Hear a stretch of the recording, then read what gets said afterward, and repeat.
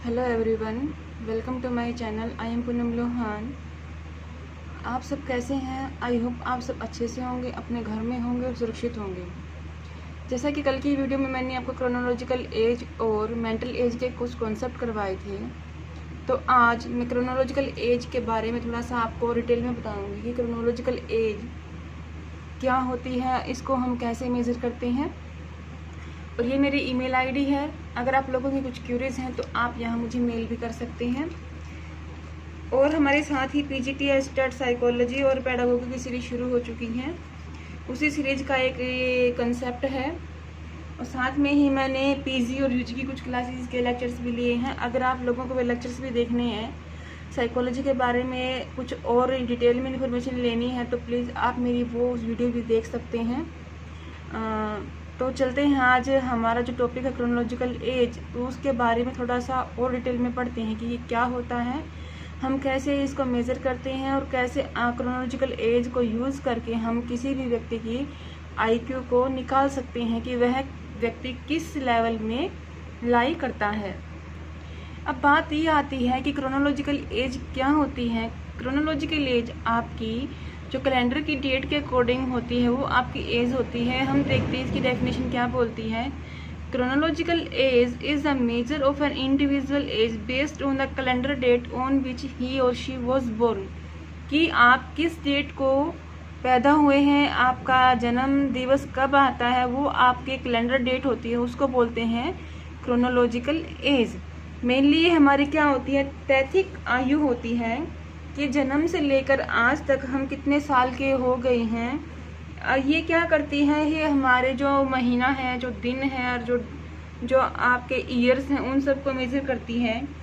कि मान लीजिए किसी व्यक्ति को आज जन्म लिए हुए 15 साल 3 महीने और 7 दिन हो चुके हैं, तो उसकी तैथिक आयु भी क्या होगी, 15 साल 3 महीने और 7 दिन की ही होगी। और यही उसकी क्या है, वास्तविक आयु होती है, यही उसकी तैथिक आयु होती है, यही उसकी बायोलॉजिकल आयु होती है, और इसी को उसकी क्रोनोलॉजिकल आयु भी कहते हैं। अब देखिए, जैसे मैंने आपको कल बताया था कि हमारी जो आईक्यू है, आईक्यू को हम कैसे निकालते हैं। हमारे पास एक फॉर्मूला है, उस फॉर्मूले को हम यूज़ करते हैं और आईक्यू निकालते हैं। जैसे आईक्यू निकालने के लिए क्या था, MA/CA मल्टीप्लाई बाई 100, हमने ये फॉर्मूला लगाया था। तो आज हम देखते हैं कि क्रोनोलॉजिकल एज को किस एज तक माना गया है कि और कितनी मान्यता इसको दी गई है कि अगर किसी व्यक्ति की बायोलॉजिकल एज अगर 80 ईयर है तो उसकी आईक्यू हम कैसे निकालेंगे, उसका हमारे पास क्या तरीका है। तो ये वीडियो स्पेशली इसी टॉपिक के बारे में है। अगर कोई व्यक्ति 40 साल का है, कोई 45 साल का है, या कोई 50 साल का है, या फिर कोई 80 ईयर्स का है, तो हम उन व्यक्तियों की आईक्यू कैसे निकाल सकते हैं, उसी चीज़ के बारे में हमारी आज की वीडियो है। अब ये है, यहाँ एक क्वेश्चन दिया गया है कि find out the IQ of 20 years old with A mental as of 16, कि एक व्यक्ति है जिसकी बायोलॉजिकल एज 20 ईयर है, वो 20 साल का है, और उसकी मेंटल एज क्या है, 16 साल। तो हम उसकी आईक्यू कैसे निकालेंगे। मेनली आपका फार्मूला बताया गया है, आप इस फार्मूले को अप्लाई करेंगे। यहाँ पर आप MA/CA मल्टीप्लाई बाई 100 ये शो कर देंगे और ऐसे आप इसकी एज को निकाल लेंगे। कई बार ये क्वेश्चंस आपके पेपर से एग्ज़ाम में आ जाता है और आप लोग इस सम को ऐसे ही सोल्व करके आते हैं, तो क्या होता है, आपका ये क्वेश्चंस गलत हो जाता है। आप करके आते हैं ठीक, और आप इसको अपनी सही नंबरों में काउंट कर लेते हैं, बट क्या होता है, ये आपका ठीक नहीं है, ये तरीका बिल्कुल गलत है। तो इस तरीके से हमें अपना सम सोल्व नहीं करना है। मेनली किस एरिया में सोल्व नहीं करना है, जब हमारे पास क्रोनोलॉजिकल एज या जो उसकी वास्तविक आयु है, जो CA है, वो 16 साल है। जब उसकी आयु 17 साल हो जाएगी, यानी कि 16 से अबव हो जाएगी, 17 से लेकर चाहे वो आगे कितना ही है, 90 ईयर का है, 80 ईयर का है, 90 ईयर का है, या फिर वो 100 ईयर का है, तो हम यहाँ पर CA 17, 18, 90 या 100 नहीं लेंगे। CA यानी कि क्रोनोलॉजिकल एज हम 16 ईयर ही लेंगे, चाहे वह 40 साल का हो जाए, चाहे वह 30 साल का है व्यक्ति, चाहे वह 50 साल का व्यक्ति है। तो तो इस तरीके से हम अपने सम को सॉल्व करेंगे कि एक व्यक्ति जिसकी आयु 20 साल है और उसकी मेंटल एज 16 ईयर है, तो हम उसकी IQ कैसे ज्ञात कर सकते हैं। ये तरीका फार्मूला हमारा यही रहेगा, सेम रहेगा, लेकिन जो हमारा चेंज आएगा वो आपकी CA में आएगा कि क्रोनोलॉजिकल एज हम कितनी लेंगे, क्यों लेंगे और कब लेंगे। ये मैंने आपको बता दिया है कि क्रोनोलॉजिकल एज हम 16 ईयर ही लेंगे। 16 ईयर से ऊपर जितनी एज आपकी आएगी, 17 से लेकर 90, 100 या जब तक वह व्यक्ति लाइफ सर्वाइवल कर रहा है, हम 16 ईयर से ऊपर उसकी CA को नहीं लेंगे। इसका कारण क्या है, इसके बारे में भी अब डिस्कस करते हैं। इसका मेन रीज़न ये है कि हमारी जो CA है, जो क्रोनोलॉजिकल एज है, उसको 16 साल तक ही बढ़ते हुए माना गया है कि जो हमारी क्रोनोलॉजिकल एज है वह सिर्फ 16 ईयर तक ही बढ़ेगी।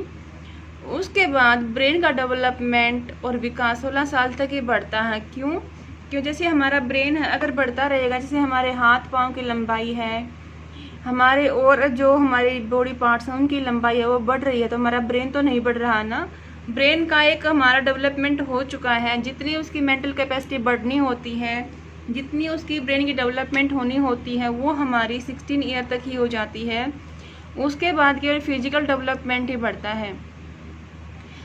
क्लियर है आपको कि क्या मैं बोल रही हूँ कि जो हमारी क्रोनोलॉजिकल एज है, जो ब्रेन का डेवलपमेंट है, जहाँ तक उसकी मानसिक आयु का सवाल है या फिर किसी चीज़ को सीखने का जो सवाल है, उसकी कैपेसिटी है, रीजनिंग कैपेसिटी है, वो क्या है, उसकी 16 साल तक ही बढ़ती है। उसके बाद वो उसकी कैपेसिटी नहीं बढ़ती। जितनी 16 साल तक की उसकी कैपेसिटी बढ़ चुकी होती है, वह इसी के अकॉर्डिंग अपना काम आगे करता है। तो इसको हम सोल्व करते हैं कि उस व्यक्ति की मानसिक आयु 16 साल है, क्रोनोलॉजिकल एज उसकी 20 ईयर है। तो हमने पीछे इसको सोल्व किया था 16/20 × 100। तो हमारी जो मेंटल एज आई थी वो 80 आई थी कि उसकी IQ 80 है, बट वो गलत था। हम यहाँ पर MA जो हमारी वो 16 ही लेंगे, और लेकिन जो हमारी CA है 20 साल का वो व्यक्ति था, लेकिन हमने क्या लिया 16 साल, तो हम यहाँ पर 16 साल लिखेंगे और फिर हम इसकी IQ को निकाल लेंगे। ये आपका सही तरीका है। और अब आपको इस तरीके से ही अपने एग्ज़ाम में इस क्वेश्चन को सोल्व करना है कि जब भी किसी भी व्यक्ति की CA यानी कि क्रोनोलॉजिकल एज 16 साल से ऊपर आती है, तो हम उस एज को 16 ही मानेंगे। 40 है, 20 है या 30 है, हम उसको वो नहीं लिखेंगे। मेंटल एज उसकी जितनी दी गई है वही लिखेंगे, लेकिन क्रोनोलॉजिकल एज हम 16 ही लिखेंगे। ऐसे ही हम ये सॉल्व करते हैं कि एक व्यक्ति की मानसिक आयु 20 साल है, क्रोनोलॉजिकल आयु उसकी 40 साल है, तो हमें उसकी IQ को फाइंड करना है कि उसकी IQ कितनी है, वह कितनी इंटेलिजेंसी में लाई करता है।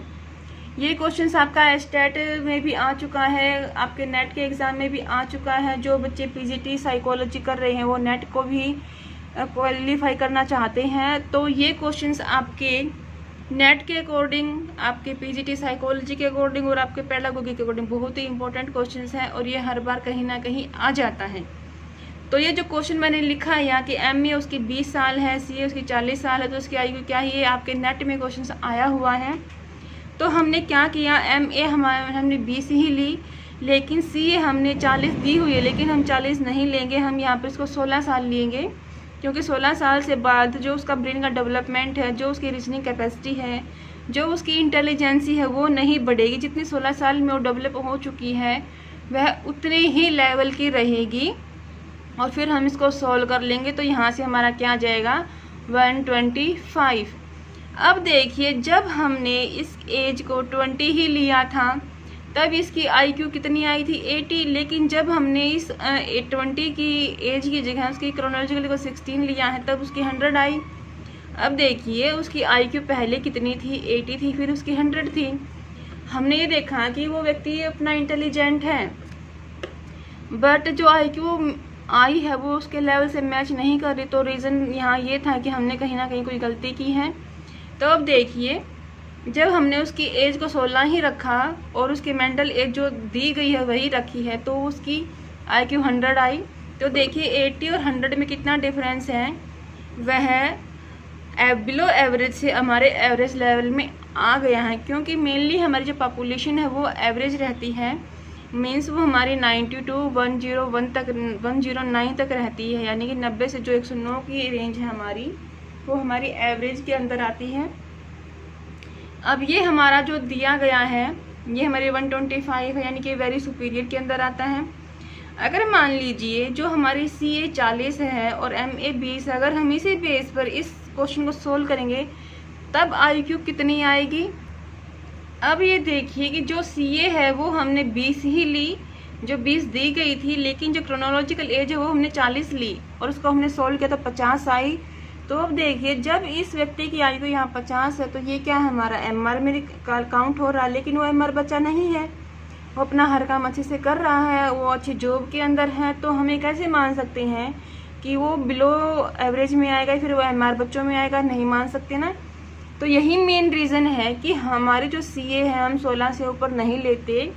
जब वो व्यक्ति एक हाई सोसाइटी में रहता है, एक अच्छी जॉब कर रहा है, वो 40 साल का है लेकिन मेंटल एज उसकी 20 ईयर है, तो अगर उसकी IQ 50 आती है तो हम कैसे मान ले कि वो हमारा MR बच्चा है। बिल्कुल नहीं, ये गलत है, आप इसको मान ही नहीं सकते। ये एग्जाम्पल आप अपनी जो आसपास रहते हैं या आपके फैमिली मेम्बर्स हैं उनकी एज जो हो चुकी है और जो काम कर रहे हैं उसके हिसाब से आप IQ निकाल के देखिए, आपको खुद ही ये एहसास होगा कि हाँ वो गलत है।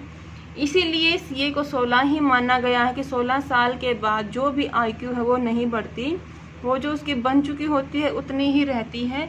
इसलिए CA को हम 16 साल ही रखेंगे। जब हमने CA को 16 साल लिया है तब वो IQ 125 में है कि वो हमारे वेरी सुपीरियर लेवल में आ रहा है। क्लियर है आपको कि CA हमें कितनी लेनी है और कब लेनी है। देखिए यहाँ हमने CA 16 लिया है और ये 125 में आया है, तो ये क्या है, हमारा सुपीरियर बच्चों में इसको काउंट किया गया है। तो आज की वीडियो में यही बताया था कि CA क्या है, कितना हम इसको लेंगे, किस एज तक इसको माना गया है। तो आई होप आपका ये कंसेप्ट क्लियर हो गया होगा और अब अपना क्वेश्चन भी आप ठीक कर सकते हैं। तो अब अपनी अगली वीडियो में हम जो मैंने कल आपको बताया था, जो ये बताया गया था कि 1905 में पहला इंटेलिजेंस टेस्ट आया था, हम उस टेस्ट के बारे में थोड़ा सा पढ़ेंगे कि वो टेस्ट क्या है, क्यों बनाया गया था, किसने बनाया था, कब कब उसमें रिवीजन हुए हैं, कैसे कैसे उसको अप्लाई किया गया है, किस किस एज के बच्चों पर उसको अप्लाई किया गया है।